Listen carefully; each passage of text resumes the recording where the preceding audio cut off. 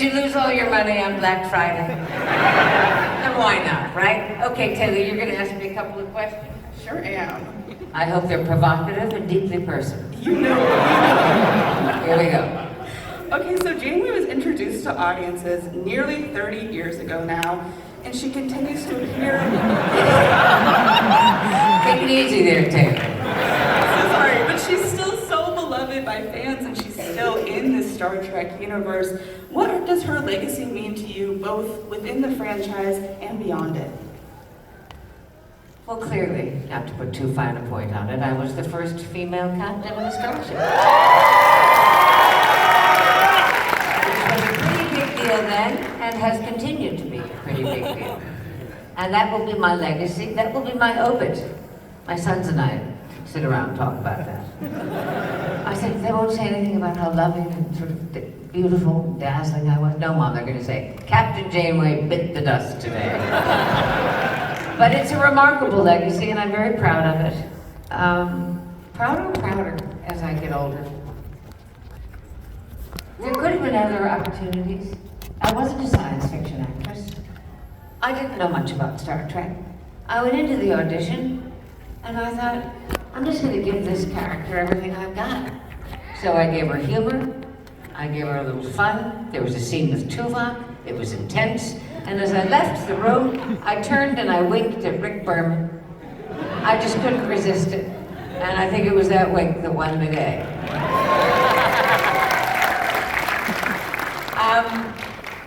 Legacy is an interesting word, isn't it? Since I'm going to die, it won't matter at all when I'm dead, because I will be in obscurity. But when I talk about it now to you and see you in front of me, and realize that there has been actually a pretty significant contribution here, despite the fact that I am just an actress, to women in STEM, to women, period, and to the men who honored and applauded a female in command. I'm deeply, deeply grateful to you. It's a very moving thing.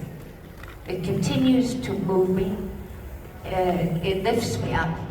And I must say, I think if this is the way I have to go out with this as my legacy, it's pretty remarkable.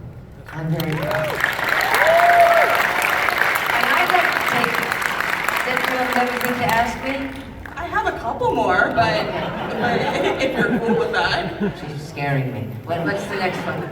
Well, I mean, you've been so outspoken about and also integral in bringing more representation to Star Trek. Of course, you were the first female captain, but I know you lobbied really hard for queer characters, and you've been really excited that Prodigy has introduced younger audiences to this. So I'm just curious for you, what has it been like to see the audience and the people in this franchise diversify as the years go on? That's absolutely crucial.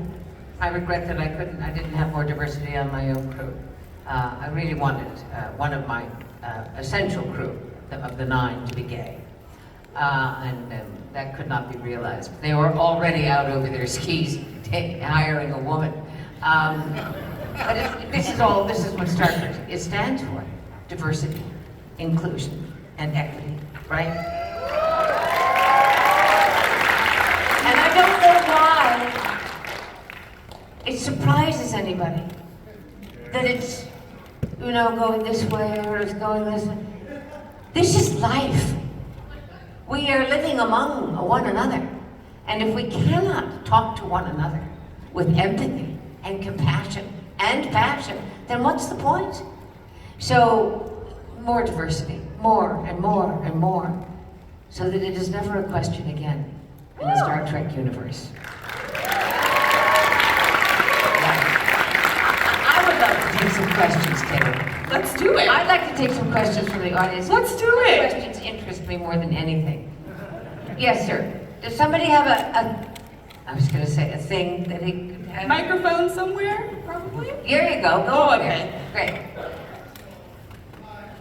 Lift it up. I don't think it's on. Oh, hey, there we go. Cooking with fire. There. As one of those men who applauds you out there, as one of those gay men who applauds you as a captain, I also know that you have a theater background, much as myself does.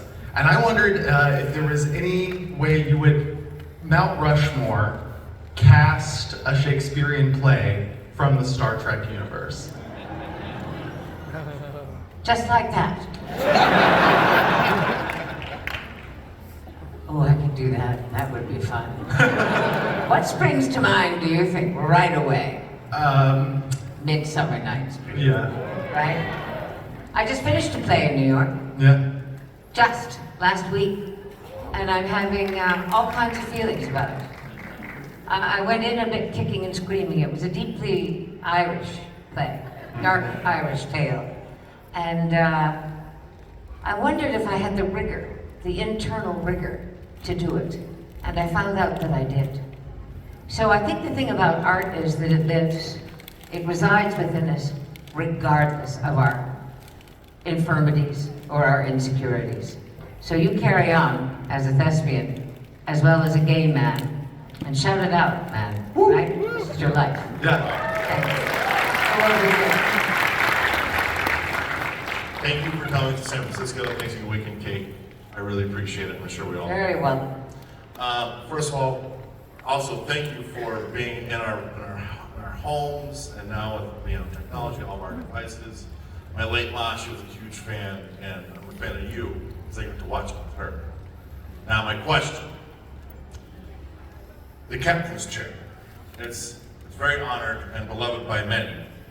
Did you ever get any advice, or do you have any advice for anyone in a position of leadership, or anyone on a crew that's a vital element of being a part of the thing? I think that's many questions. Isn't it? Is this about the captain's chair, the captaincy? A position of leadership, and if you have any advice, or if you ever Yeah. got any advice. Fake it till you make it. And I mean it. I mean it. Don't forget, I wasn't the first choice. It was the great Geneviève Bujold. She was cast and she lasted exactly 2 days. And she had the great wherewithal, and I say courage and integrity, to go to the producers and say, this is absurd, I cannot work these hours, I have to live a life. And she didn't really, and her engage was a little engage. So I think what you do is, you wait for your cue. You know that there are going to be 50 to 100 Paramount brass standing there watching you, wondering if you're going to fail. Probably had a handful of actors waiting in the wings. And you just walk on that bridge with a confidence, whether you own it or not, with a confidence that you bring up from the very bowels of your being, because that was scary. We're lost in an uncharted part of the galaxy. To say those words in front of all those men who were standing there like this, yeah, let's hear it, toots. Just stand up and do it. Be proud, right? We all have the confidence to do what we love. It's just getting over that. I hope that answers your question. Thanks so much. Yes. I love your work on Star Trek Voyager. Do you have a particular favorite moment or favorite scene while working on that series? You know, you'll laugh when I say my moments, my favorite moments were the moments that I shared with my friends. And that became quite difficult at the end, as one by one they were let go. Neelix was the first, and he's very dear to me. Johnny Phillips is very dear to me. So I remember we were standing on stage 9, and Neelix was saying goodbye, and it took everything in my being not to weep when he said goodbye, Captain. Thank you. And then I had to go in and do a scene with Tuvok, who had developed Alzheimer's, if you recall. It was a stunning scene, almost 5 pages long, and at the end of it, we were both just sobbing. And I had him in my arms, and I heard, which is terrible. It must be like hearing somebody say, what form of torture shall we use next? Hair in the gate. We have to do the scene all over again. We did it again, we did it better. And that man, with tears streaming down his cheeks, said goodbye to me that day. So I remember, of course, many of the episodes, and many of them were fun. But the deeper significance for me is always the human being. Bob Picardo, consummate professional. Robbie McNeil, always making me laugh. Jonathan Phillips, my soul, right? Roxanne in engineering, kicking it. They were splendid. That's what I remember. It couldn't have been anything without them. So I hope that answers that question. It's always the team. Thank you. Yes.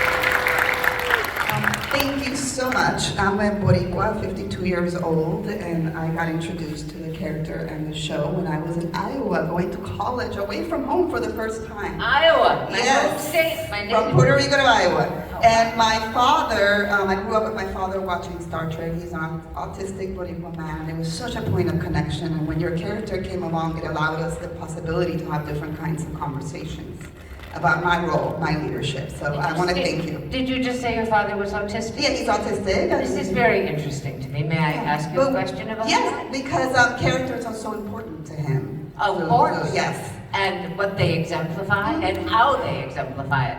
So, your mother is not autistic. No. So, how did their love affair unfold? Oh, that's the most beautiful mystery. He's completely, a person who can socialize and engage.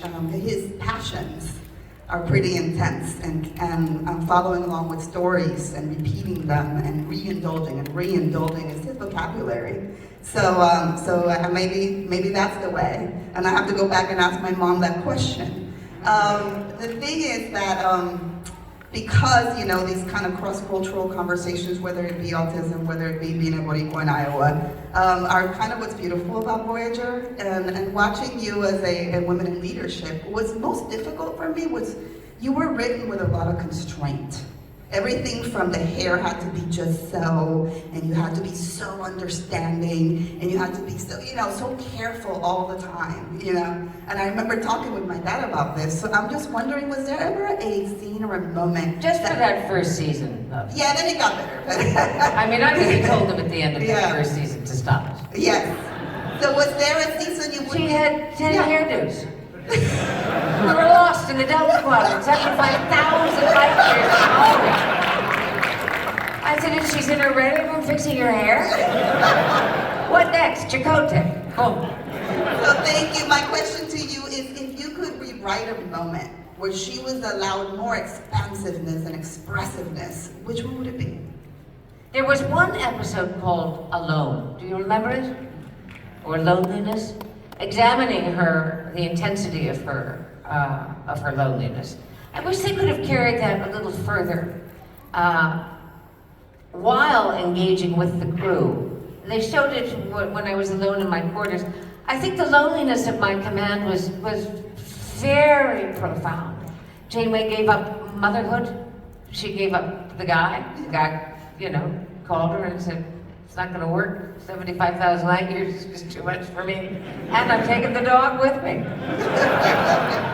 She sacrificed everything for her crew, so I wished a little bit more of that. We saw it in the end, in Endgame, but there's never enough time. Yeah. Thank you so much for that. Thank you, love. And you're a very passionate, Oh, yeah. bright, interesting person. Thank you. Wonderful, wonderful to hear that. Yes. Hi, Hi. it's great to meet you, the OG female captain, always will be. Boom. Yeah, straight to the point. Yeah, I kind of have two half questions. First, was there anything about the character of Janeway that you added? Like maybe the coffee thing, maybe that was you or something? And also, who, for the most part, were you envisioning in your head when you were playing the character? Like, that's who that should be like. No one in particular, because something happened. An alchemical thing happened between Janeway and Mulgrew, which seldom happens, but did under these circumstances. The marriage worked very, very well. Once they stopped fooling around with me, right? Once they left me alone in my captaincy and my ardent love of science and my innate courage and my humor, and my longing to love and to be loved by my complement of 165. Once they dropped all that stuff that scared them because you might lose a couple of bucks, then we flew. So I think that Janeway came to me, I met her halfway, and the rest, as they say, is history. Thank you for that question. Yes, ma'am. Thank you for being here. I just want to ask for a moment when you knew that the series you were filming was going to be so prevalent as it has become. Just any story that you can think of that really stays with you that says, wow, this is something I've created that everyone is going to want to see. I had a wonderful moment. It just comes to mind. There are many other things I could say to you. But I want to tip my hat to Patrick Stewart because this happened between us. And we had very little to do with one another in life. But I was at it for about 2 weeks, I'd say, and he came onto the sound stage. It was the same sound stage for him as it was for me. And he came to the craft service. Do you know what the craft service is? It's where you get food and coffee and you fall in love and all good things. And craft service. And he was standing at craft service having a coffee, and I had just come back in from a break, and I went to him and I said, just tell me I will survive this, because it was incredible what was happening. I was going on no sleep. I was raising 2 kids by myself. We were already working 18 hours a day. I was on the cover of every magazine. It was wild. And he turned with his coffee and said, there's only one thing I can say to you, and I want you to really listen to me. And I said, what? He said, do your best, do your damnedest, and in 7 years, you will be prouder than you ever anticipated you could be in your lifetime. I am. And that was great. Right? He took me to see how it was going. So, good for him. Thank you. Yeah, it was a wonderful thing. Yes, I like your colors. Thank you. I liked your colors too. Thank you. This can go on for some time. I'll see you later in the photo booth. I would love to know if you have any stories about what it was like to have the conversations with the people in charge about keeping Janeway and Chakotay not romantic. Like, I'm just so curious how you were able to make that happen, because I can't imagine it was easy. Well, nothing about that was easy. I found this out about myself when I was a very young girl.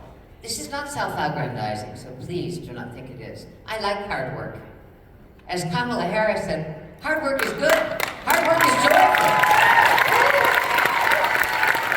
I like it. And I knew I had a shot at creating a very good captain if they would just leave their insecurities at the door. Leave me alone. So I went up, and they were all there.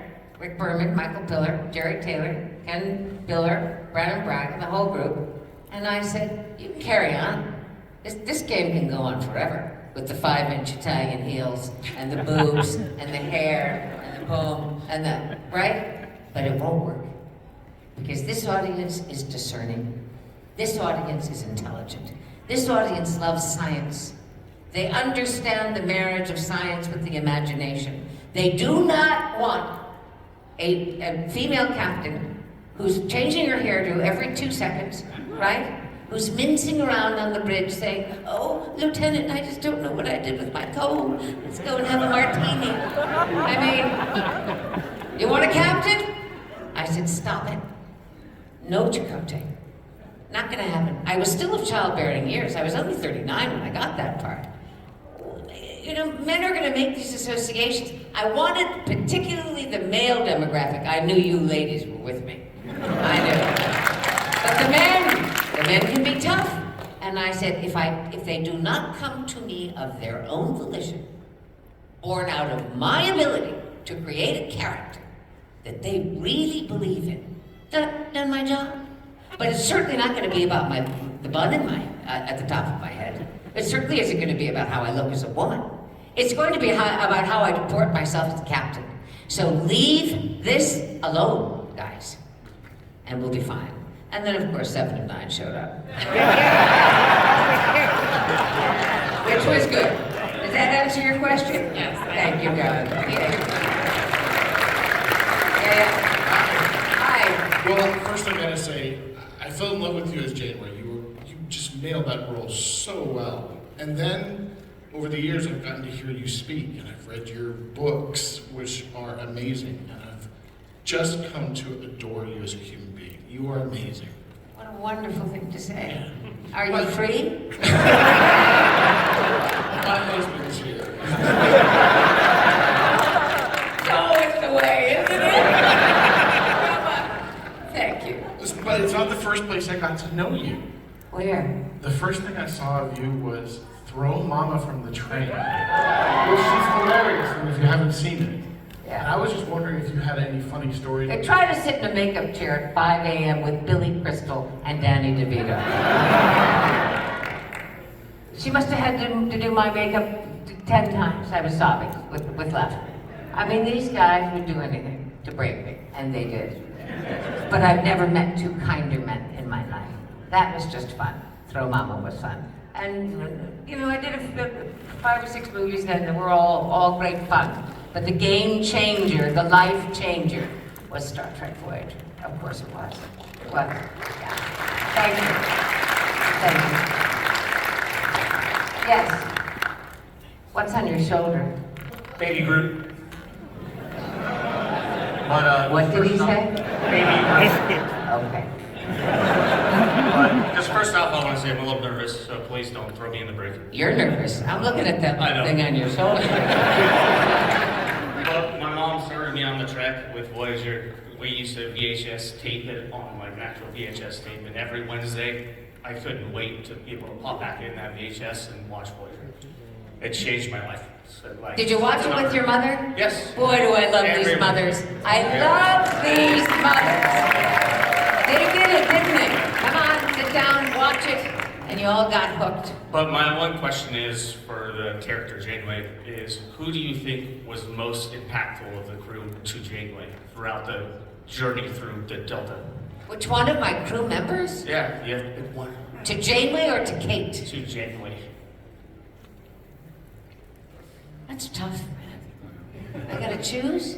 You don't have to, but There's I just no- want to know, who do you think would be the most impactful? Okay, Neelix, Tuvok, Chakotay. I would say the doctor, given our relationship. But I would say also the relationship that 7 of 9 had with Janeway was a very important relationship.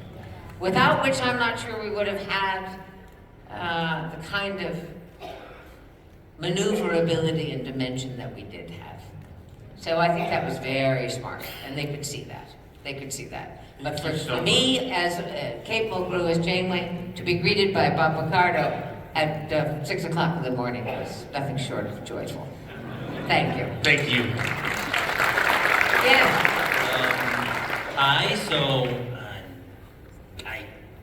kind of, I guess I would call a new fan of the Star Trek fandom. So I actually, how much do you know about Star Trek Lower Decks? Not much. I'm sorry, not much. Okay, okay. I gotcha, huh? Yeah, I was wondering, I watched one of your episodes, I'm not sure you remember this, that you played as the Bride of Chaotica. Arachne. Yes. Fun. Yeah, I had to look at this. It was like, well, I guess one, if I read my sources correctly, they're one of the best written episodes or something like that. Yeah, but it was a couple, wasn't it?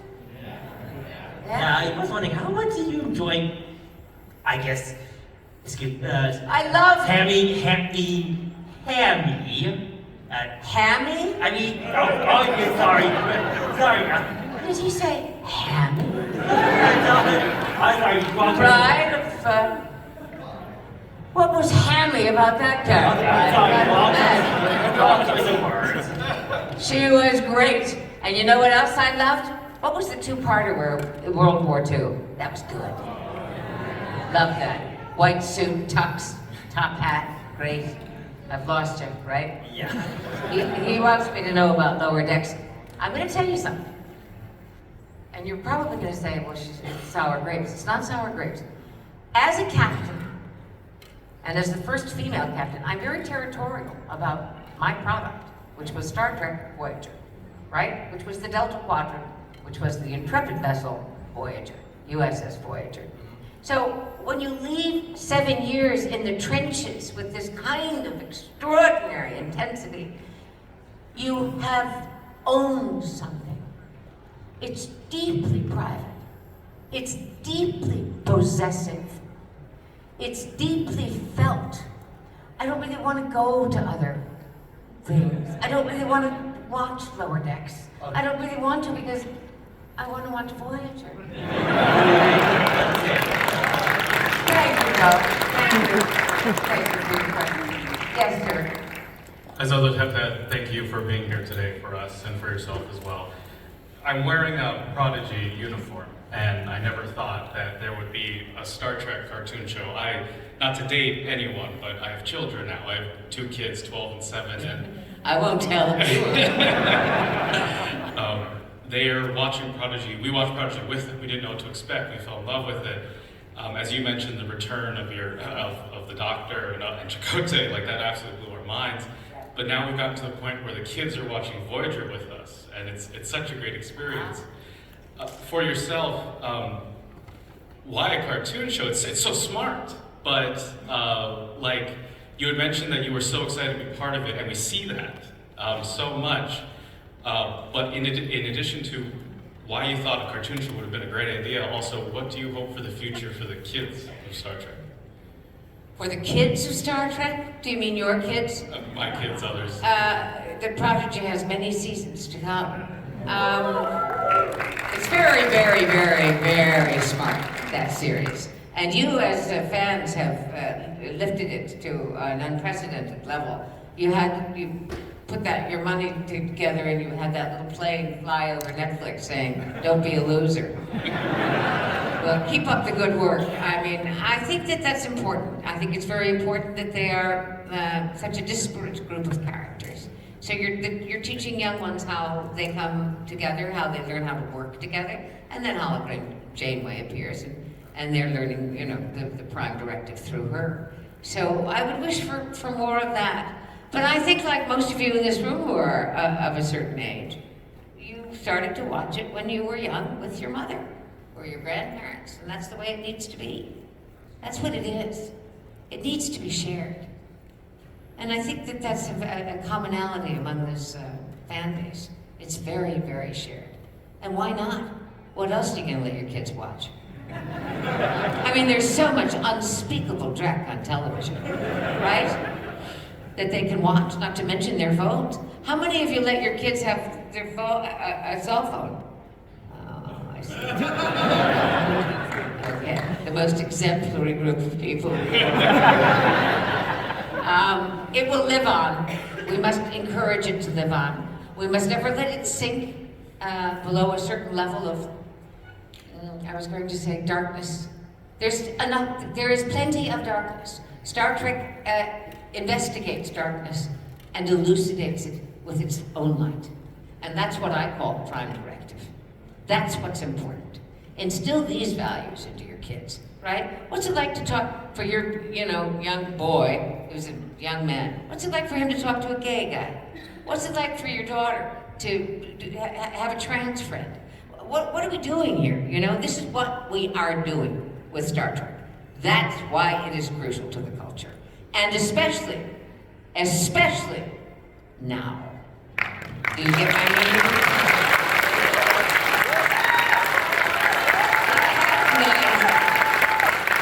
I know we're not supposed to get into all this stuff, and I'm not going to, but now is the time to show your passion, your high regard for what this kind of value is like, right? I got us lost in the Delta Quadrant and spent 7 years exploring what it means to be deeply human with other species. Very brave, prepared to go down with the ship, prepared to tuck in my shirt. You got me, man? I do. Yeah, this guy. Yes. Good afternoon, Ms. Mulgrew. Good afternoon. From the very first episode of Ryan's Hope to the very last episode of of Star Trek Prodigy, I have appreciated your work. Thank you, Gary. Now, when it comes to voiceover and animation, could you tell us about the work that you've done, for example, in Gargoyles and on Prodigy, and how was that experience for you? And Red Claw and all of those creatures. I love a voice booth. It's private and it's easy. It's kind of joyful. It's extremely liberating. I'm alone. I've got those guys on Zoom, meaning in the case of Prodigy, the Hageman brothers, and I've got an engineer through the glass. Otherwise, I'm in silence with just my headphones, and I can do anything I want with my voice. And it's just thrilling to be able to. Even the nuance, the smallest inflection, to take it very low, to bring it very high, you know? It's thrilling to play. And it's also what kids love, right? Ever watch kids? What they do first is they fool around with their voices. One is the boss, one is the chief, and one is the little, right? So the voice is very, very important. And I try to honor it and bring all kinds of subtleties to it, and not so subtle sometimes too. Thank you. Thank you. Thank you. I don't know how many of you watched Ryan's Hope. You'd be my age, yes. The great Helen Gallagher died last week. The last of the greats. She played my mother on Ryan's Hope. An extraordinary woman, never had any children of her own. A hoofer, a triple threat, a great broad. Yes. Love you as Captain Janeway, but I hope everybody and you don't mind if I ask how you prepared for another strong female role when you traded for an orange uniform. Been prepared as an actor to play a long-term inmate. I do like a uniform, don't I? I'll tell you the truth. What's your name? Mike. Mike, I'll tell you the truth. I'm 69 now. I don't know what happened, how old I was then, but I understood that I was not going to get any younger. And that I wasn't very interested in playing and struggling with being a leading lady until the end of time. Oh, but you were in that. Yes, but she was a character. And I was interested in character acting. And I had to throw my vanity away. I mean, Genji Cohen was tough. She said, I want that hair down to the nubs, and I want magenta.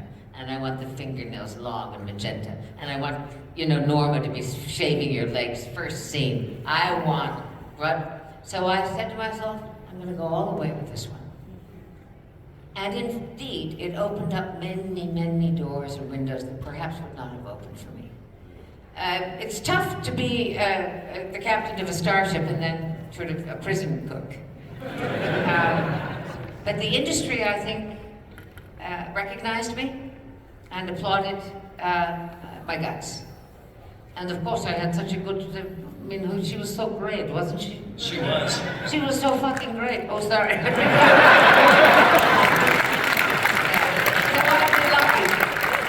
think I've just been lucky. I chose it and I knew it. It had 7 years, and Voyager had 7 years. It's been a very good run. Very good run. But I think at some point maybe I'll have to leave the dance floor. I can't hear you. I'm so sorry, I can't believe I did that. Thank you. Oh, thank you. Great question. Oh, yes, yes. Good afternoon. Like a lot of these other people, I watched Star Trek Voyager with my mom as a kid. And I've been a big Trek fan ever since. Good. Including all of the newer shows, the new Trek. And I've noticed that in some of the newer Trek, they try to infuse a little bit of nostalgia for some of us older Trekkies, including the Picardo show, which had 3 seasons and was pretty widely liked. So my question for you is, if you have ever been approached, or would you ever consider having a Janeway standalone live action show?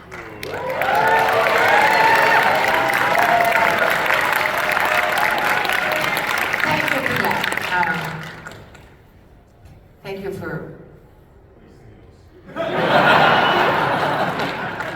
I think it's a tricky business, you guys. I have to tell you, I think it's a very tricky business. I didn't really watch Picard. Again, apropos of my not wanting to watch it. I gave Janeway everything I had back then. Everything I had. Kurtzman has talked to me about this, of course he has. Janeway is beloved, but I don't know. I don't know. I don't know. I can't answer you, frankly. It's not the answer I was looking Because it would have to be so good. And I'm not sure it has all of the elements that I would need it to have. I haven't closed the door, but I think there's lots of other stuff. I mean, I'm trying to finish my novel. I just did this play, which reminded me of how much I loved it to act, and that I am an actress to the core of my being. I don't know, guys. You'd all watch it, you'd all support it, and you'd be very good. But I think Picard got mixed reviews, frankly, love. I'm not sure you're right, everybody adored it. Well, I said widely, I did dig it. And I don't think I could bear it if you know, Janeway were disparaged. I don't know. Sorry to be so lame about it. But it is what it is. Yes, sir. I think the previous question kind of covered this already, but what unexplored story or concept would you like Star Trek to delve into? Aside from more stories about Kathryn Janeway, of course. Well, what it's already approaching, isn't it? Diversity. Let's get deep. Let's go there. Let's not skate. Let's go there. What happens if you're lost on a ship and you're dealing with any kind of, with a number of people, all of whom are very different from one another, who would never engage with one another in the civilized world. And here they are on a ship. I want to see that really ripped apart, right? I want to see who we are as people when we have to deal with things that make us uncomfortable, uncertain, angry, judgmental, racist, sexist, misogynistic. Bring it on. Star Trek is the place, but bring it on the ship with a good captain and a good phaser. Yes. I'm sorry, my name is Lane Bolt. I'm very nervous to do this, and I always want your reaction to it. The question is, it's been a long time I haven't seen the last episode. I was wondering about, I don't know if they're going to make a movie or not about that show, because the last of the season 7, I wonder how you really feel, or really happened to you with the Borg, just like Picard did. How did I feel about the Borg? Yes. At the end? At the end, when you were in the Borg itself, in the cube. When I had to take her down, is that what you're trying to say? First of all, the splendid and incomparable Alice Krieger. Who else could have played it, right? I loved what we did with the Borg at the end. I loved it. I loved it because it also really heightened my relationship with Seven. And it forced me to listen to Seven. And it also, I think, was your first indication as an audience that Janeway was not going to go gentle into that good night. Right? Cool. I thought maybe they could expand it like a movie or something, because I've been watching Star Trek since I was very young. I remember the original series and Generation, been doing movies. I wonder if they're going to do more movies about Voyager and these big. I wish we could do a movie. Wouldn't a movie be nice? I would love it. Now, a movie is a good idea. Yeah. Visual stuff in my head, I would love to help you. I've been doing all the background. And I'll bet you could help me, Lane. Thank you very much, sweetheart. Let's give her a hand. She's great.